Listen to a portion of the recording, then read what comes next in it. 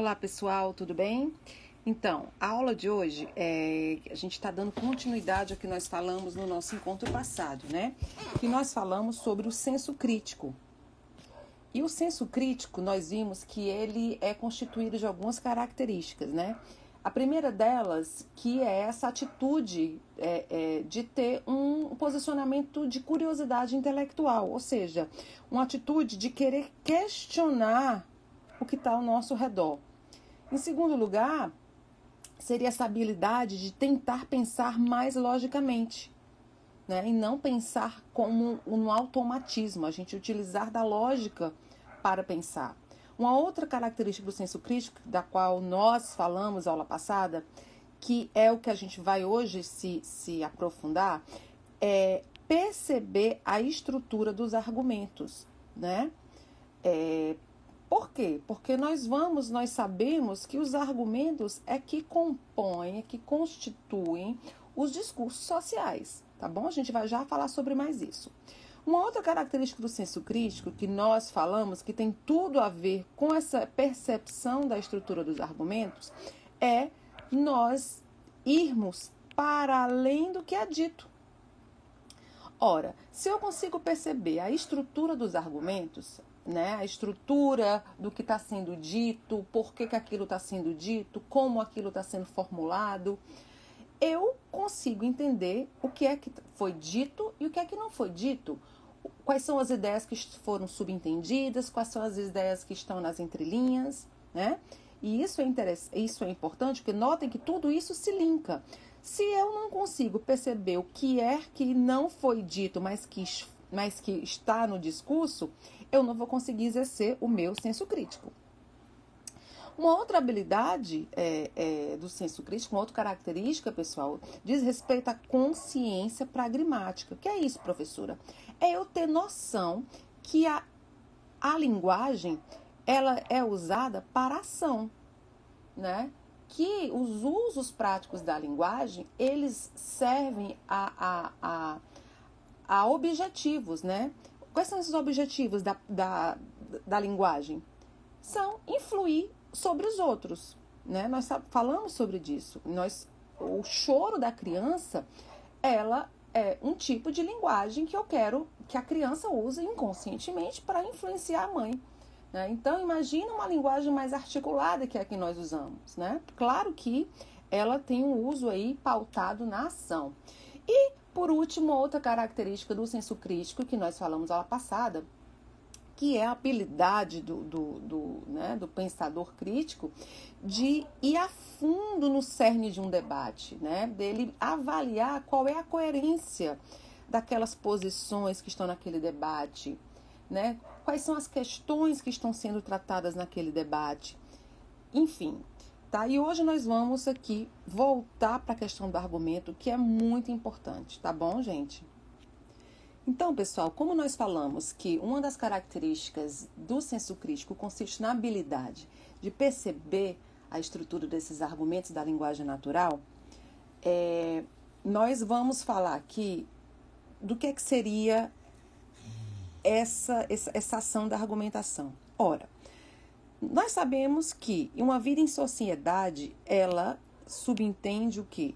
O uso da palavra, né? Já pensou se nós precisássemos utilizar força para convencer as pessoas de fazerem as coisas, né? Então, nós sabemos que esse convencimento, né, essa influência sobre as pessoas, ela é feita por meio da palavra, né? Então, a palavra que ela vai acionar essa persuasão. Então, e é justamente essa palavra que vai constituir uma argumentação mais elaborada. Por quê? Porque essa argumentação, ela é constitutiva de uma vida em sociedade, né? Então, e isso diz respeito, gente, ao surgimento das primeiras democracias, né? Em que os cidadãos, eles eram chamados, né, a resolver questões da cidade. E isso tudo era feito por meio de tratados de argumentação. E que antigamente isso era até ensinado em escolas e tal. Nós não vamos para esse nível de estudo, né, da argumentação Nós vamos falar apenas da argumentação como um atributo do senso crítico para que nós possamos desenvolver o nosso senso crítico, ok? A gente não vai entrar muito a fundo na questão da argumentação, não. Falar de algumas dessas argumentações, ok? Então, nós sabemos que todo e qualquer discurso tem uma dimensão argumentativa, né? Não existe discurso que não tenha uma estrutura argumentativa. Claro, alguns podem ser até mais explícitos, como o discurso político, né? O discurso publicitário. Mas existem discursos que eles também têm uma dimensão argumentativa, mas não são tão explícitos, como o discurso do livro didática, né? Um discurso romanesco, né? Uma poesia. Há uma argumentação, mas ela não é tão explícita, tá? Então, e essa argumentação, ela subentende um quê? Um outro. Existe existe um A e existe um B, não é isso? Existe um enunciador, aquele que vai enunciar, que vai falar algo, e aquele que vai ouvir, ou ler, ou receber aquele enunciado de A. Então, esse dialogismo, que é justamente, né, essa relação entre o A e o B, ele é que vai moldar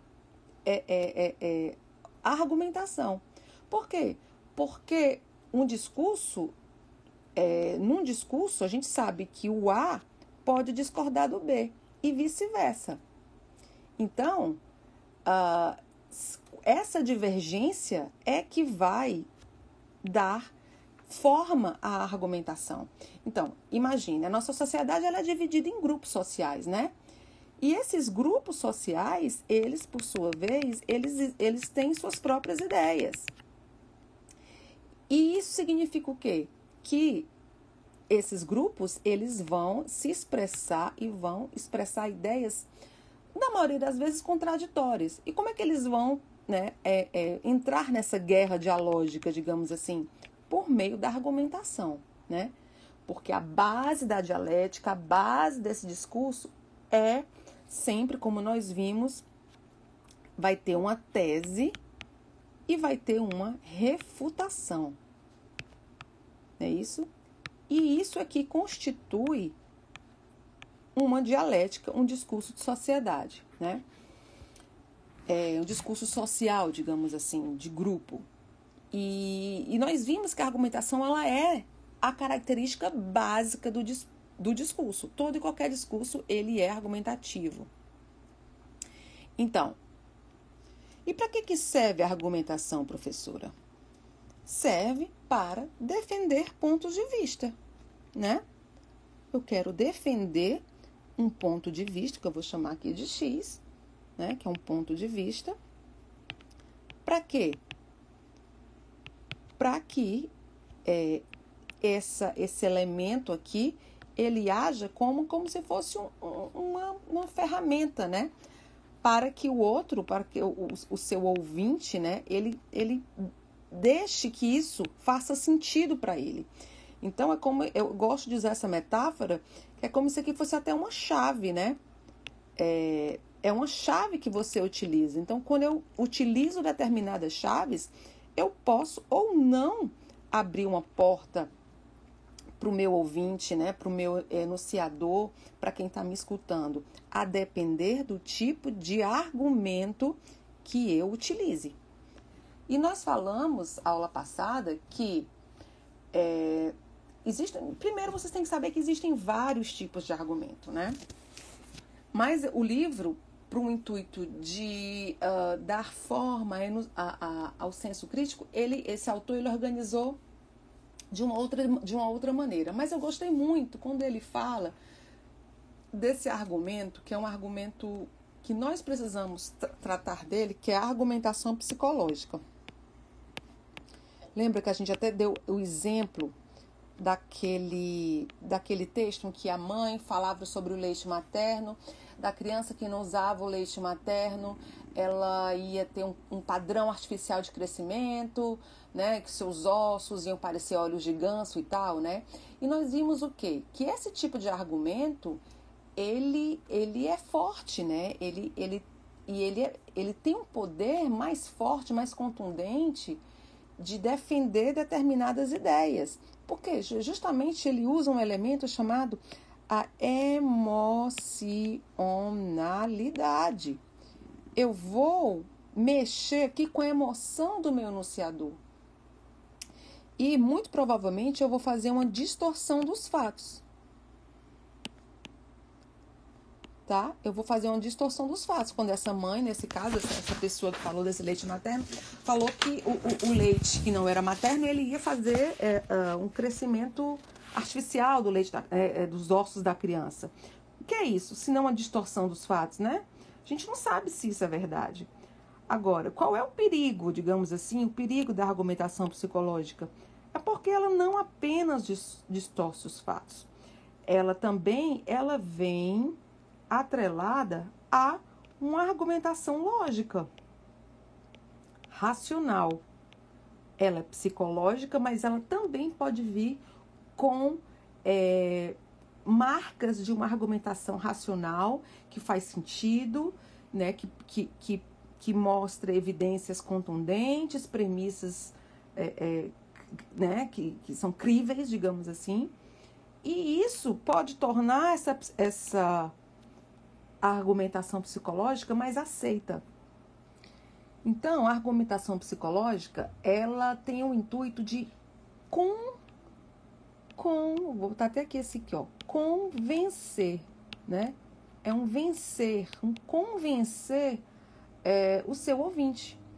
Como isso? Utilizando provocações, né? Mas não provocações está provocando, mas evidências.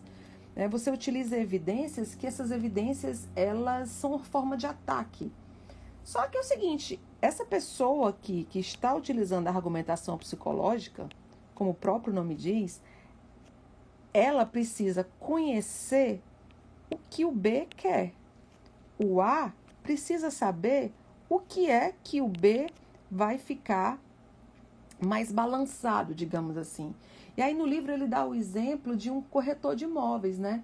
Quando ele vai vender um imóvel e o casal chega, e aí ele começa a mostrar a vizinhança, aí pergunta se o casal tem filhos, e aí ele começa a falar que é uma vizinhança segura, e aí fala das vantagens da compra, né? Então ele vai sempre utilizar os argumentos dele de acordo com o que o B considere como um argumento. Se o A disser para o B, olha, aqui é muito bom, tem piscina, tem parquinho, né? Aí o B vai dizer assim, mas eu não tenho filho. Então esse argumento não foi um argumento válido para fundamentar essa estrutura psicológica que ele queria utilizar. Não é isso? Então o poder desse argumento, gente, ele só vai ter valor se a evidência que ele utilizar tiver uma entrada, que eu falei da chave. Se essa evidência, ela produzir algum tipo de efeito, tá? Ela tem que produzir algum tipo de efeito em B, tá bom? Qual é o perigo dessa argumentação psicológica? É porque o ouvinte, se ele for um ouvinte ingênuo, ele tende a concordar com essas conclusões, né? Com essas conclusões feitas por A, sem considerar outros fatores. Né? Ele fica tão vidrado, digamos assim, naquele argumento que produzia um efeito para ele mais psicológico, mais emocional, que ele esquece de questionar quais são os outros elementos. Né? Como se na hora que ele diz aquilo ali, só aquilo ali serve. E aí na página 9 nós temos o exemplo, gente, de um argumento em que ele não diz quem é, né? Mas alguém escreve uma nota considerando os efeitos da cirurgia. Eu acredito que ele não fala que seja a cirurgia bariátrica, né? Mas como é que ele faz? Isso deixa entender. Ele começa a dizer o quê? Que os médicos, eles focam o problema, problemas de natureza fisiológica no órgão. Então, se eu tenho um problema Ele até fala aqui da questão de um médico do século XIX que ganhou um prêmio Nobel por ter defendido a amputação peniana qual foi o problema? Foi defendida, para tratar maus hábitos do pensamento, né? Então, assim, é como se você fosse retirar o problema amputando aquele órgão. E ele faz isso para dizer que ele acha um absurdo a questão da cirurgia da obesidade, você fazer uma intervenção no estômago. Só que para ele defender isso, ele utiliza esses argumentos. Depois vocês leem aí, né? Ele fala da questão da lobotomia, né? Que é um tratamento, né, para mutilar o cérebro, né, para tratar a esquizofrenia do século XIX.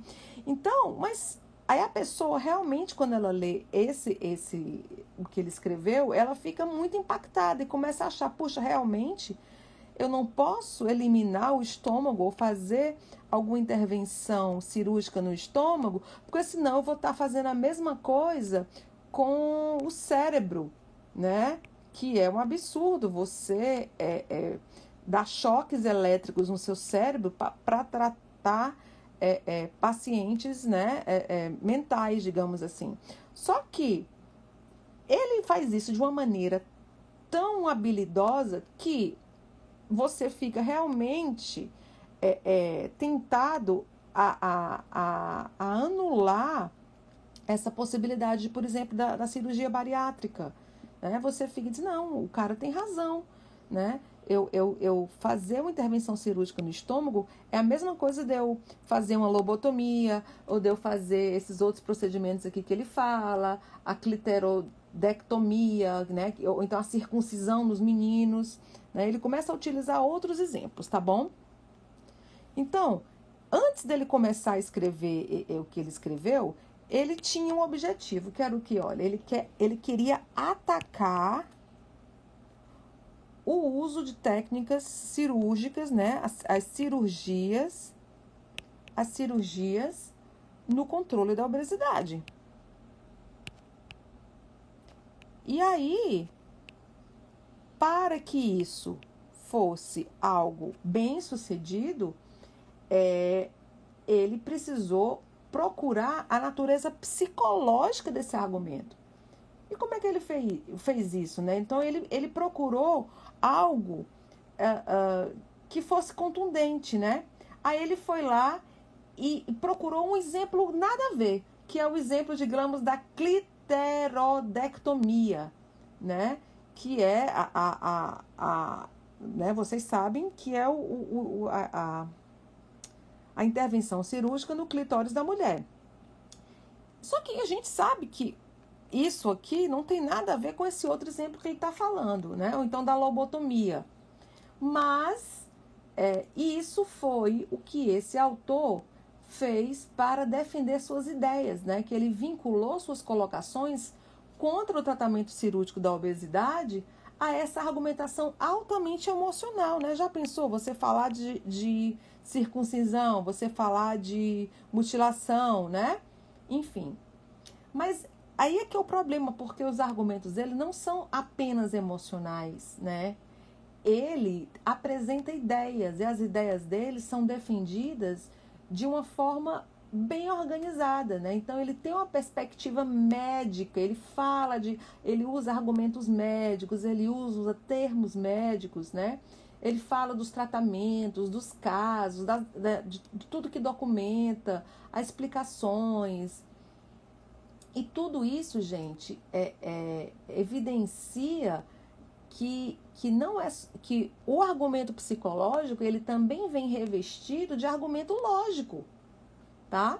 E o leitor ele não vai conseguir avaliar a informação, né? Então, se eu estiver pensando em fazer uma cirurgia de estômago, de redução de estômago, eu vou ficar altamente abalada.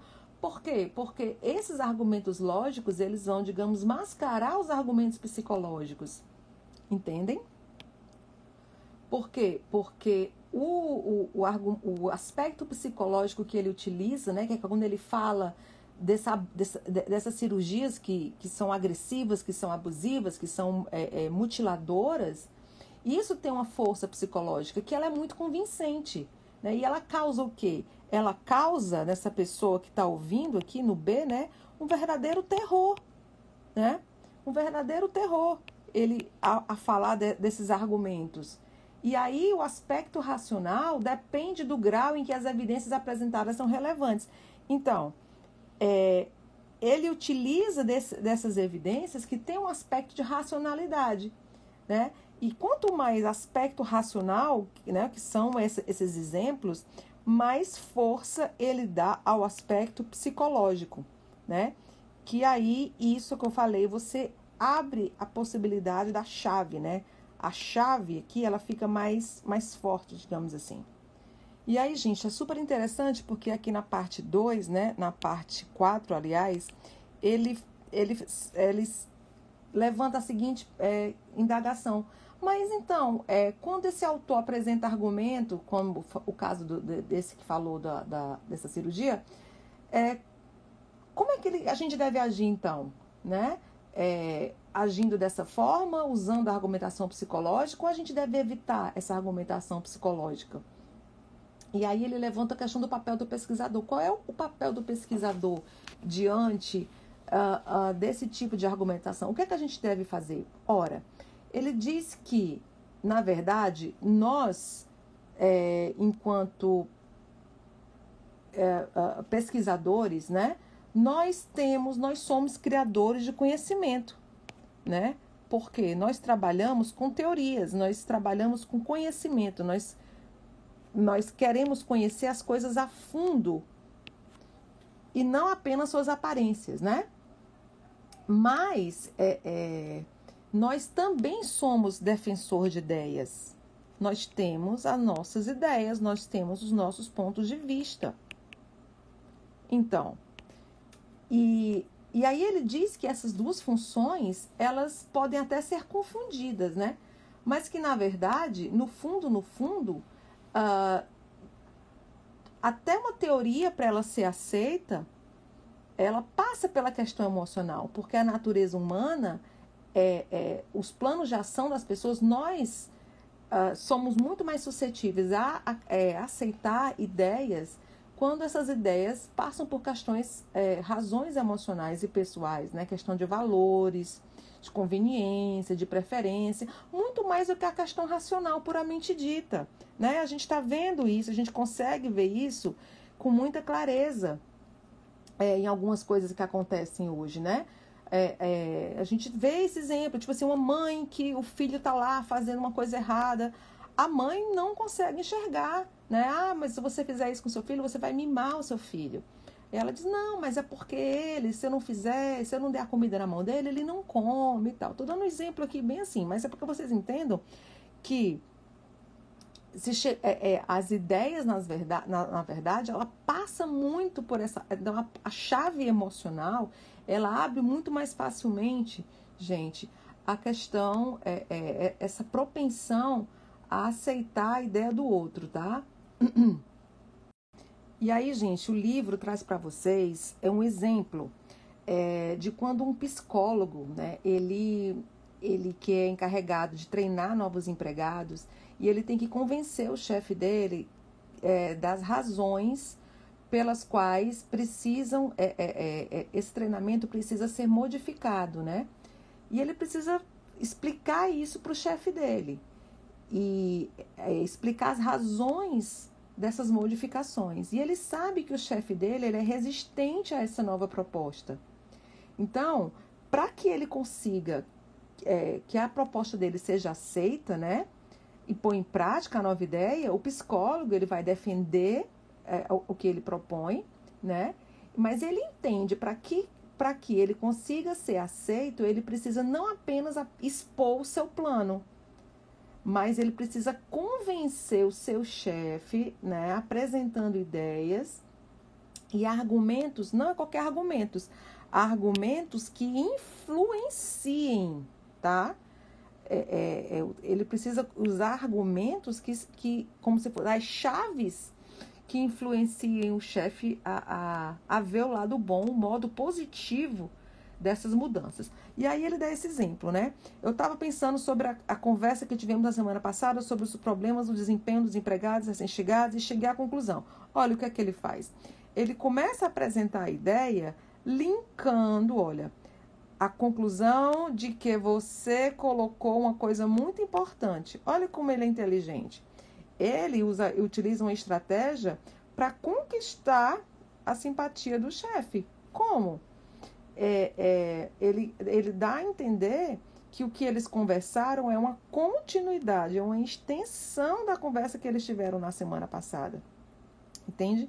Então, ele vai aos poucos, ele vai costurando isso, né?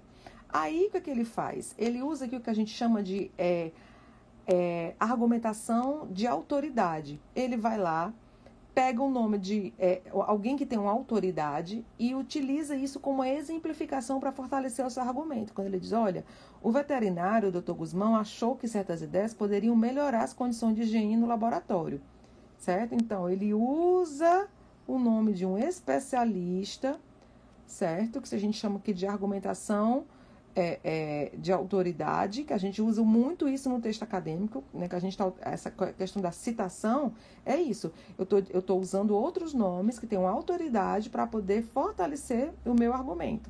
E aí ele continua.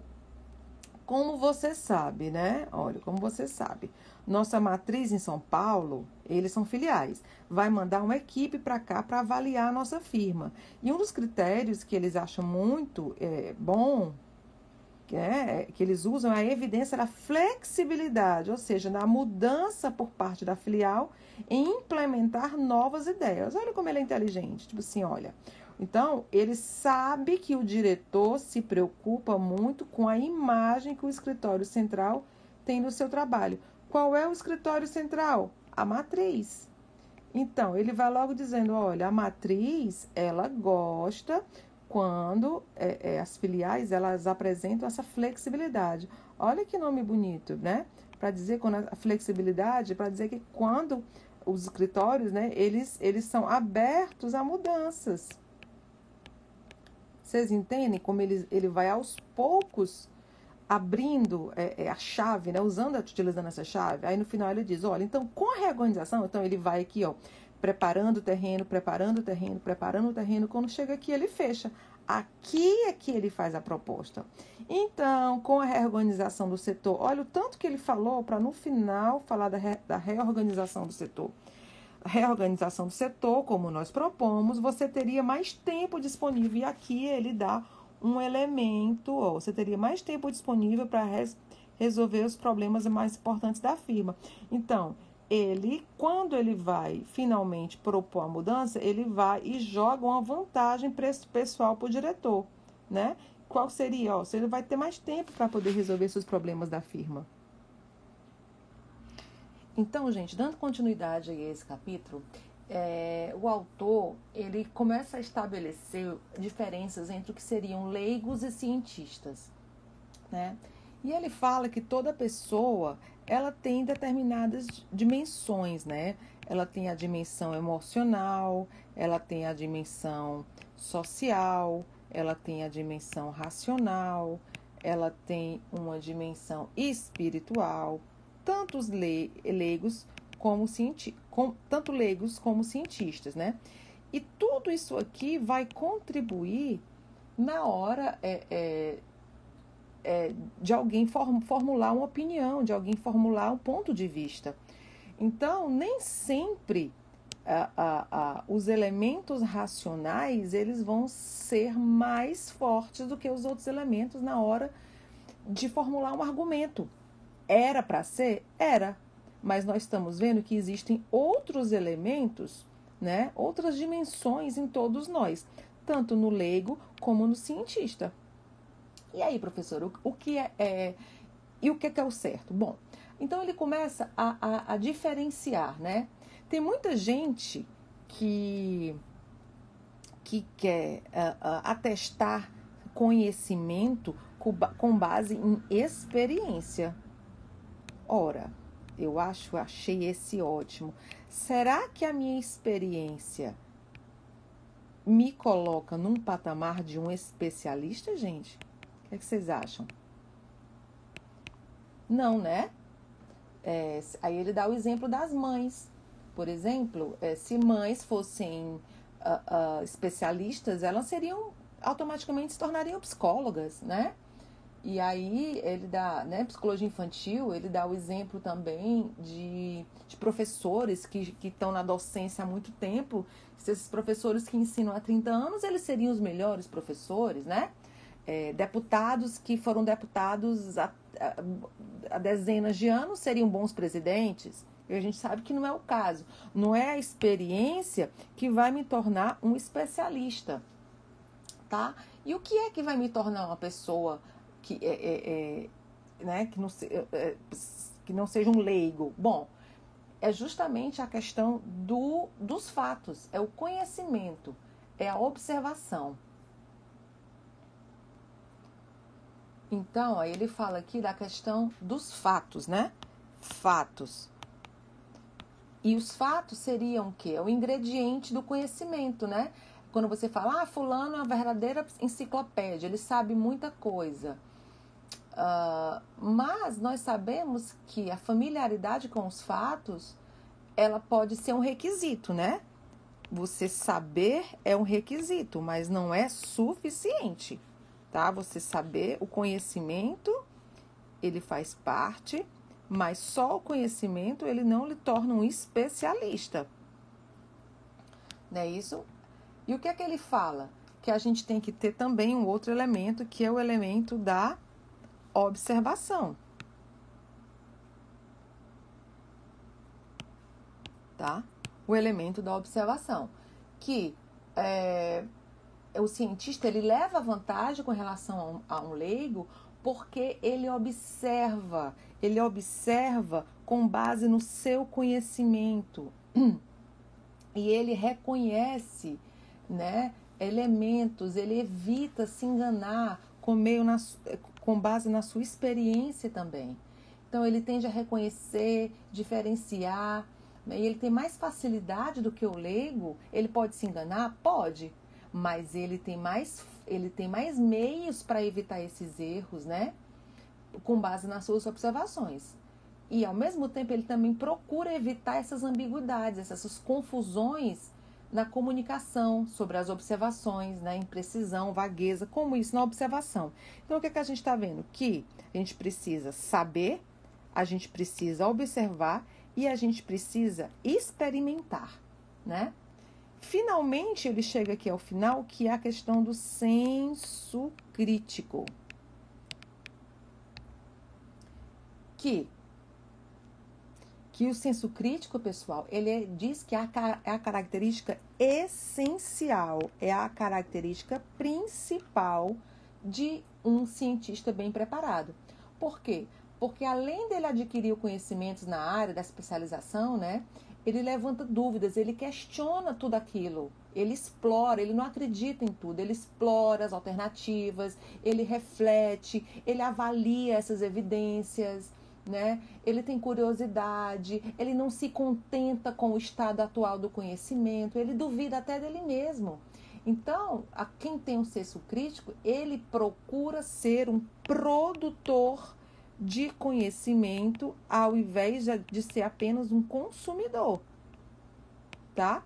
Mas não é aquelas pessoas, os especialistas de Facebook, que ficam dando suas opiniões, produzindo um pseudo-conhecimento com base nas suas experiências, sejam lá elas quais forem, né?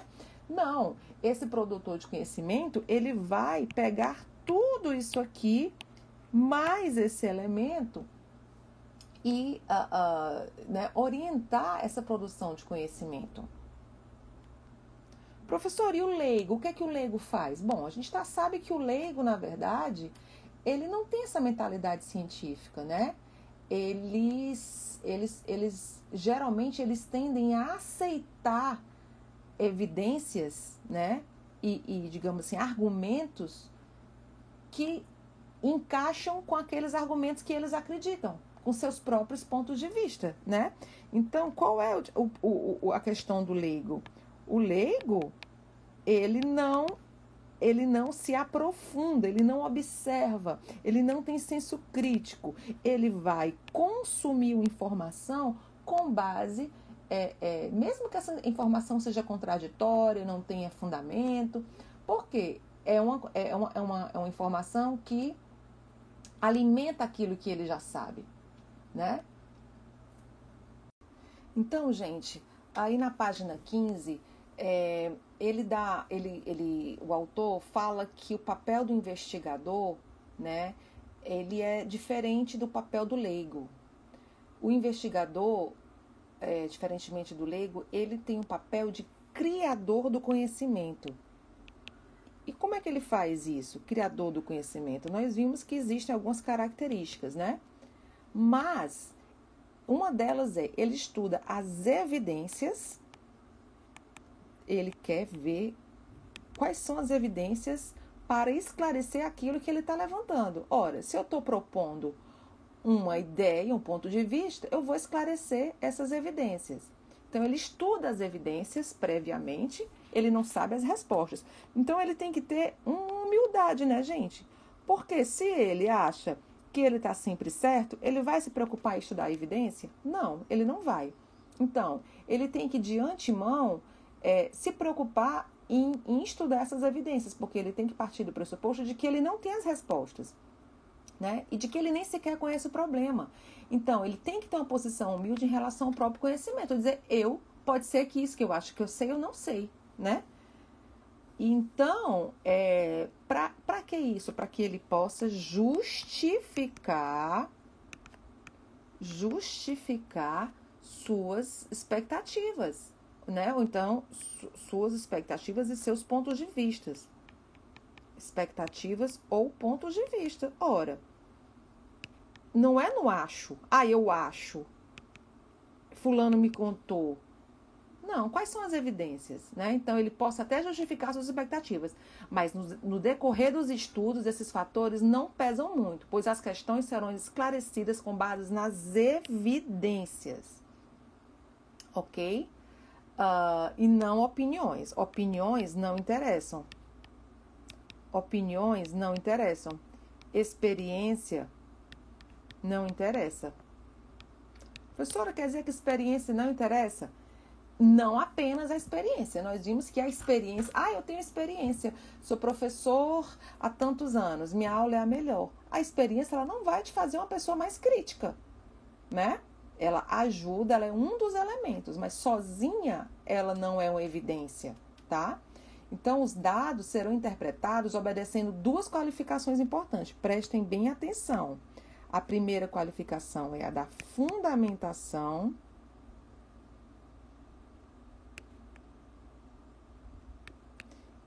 E a segunda é do pluralismo. Isso está na página 15, tá? O que é que quer dizer isso, professora? Quer dizer que essas evidências, elas devem obedecer isso. A fundamentação é o quê? É justificar as conclusões indicando os pressupostos dos quais ele partiu. Eu tenho que fundamentar, dizendo de onde é que eu tirei isso, qual é o meu fundamento, justifique. Quais são os pressupostos?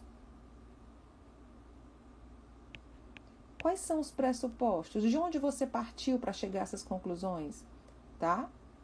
Não devem ser soltas no ar, não devem ser achismos. Elas devem ser algo que foram tirados de alguma evidência, de uma fundamentação. Ok?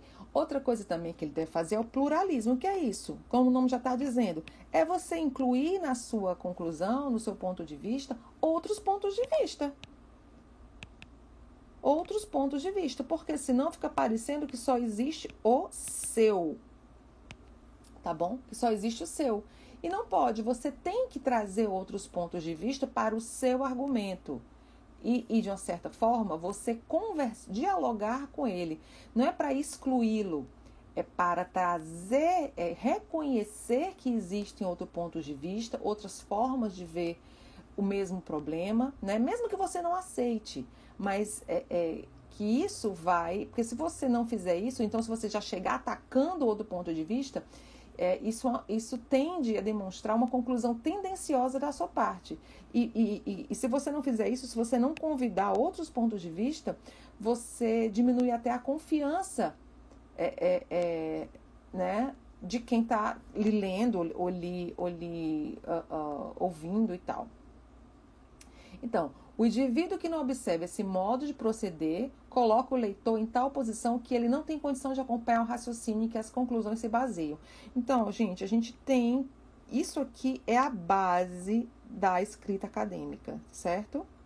Da vida e da escrita acadêmica. A gente vai chegar nisso aqui na parte da escrita acadêmica ainda. Mas, por enquanto, eu quero que vocês trabalhem com esses dois elementos aqui, tá bom? E eu vou passar já um exercício nesse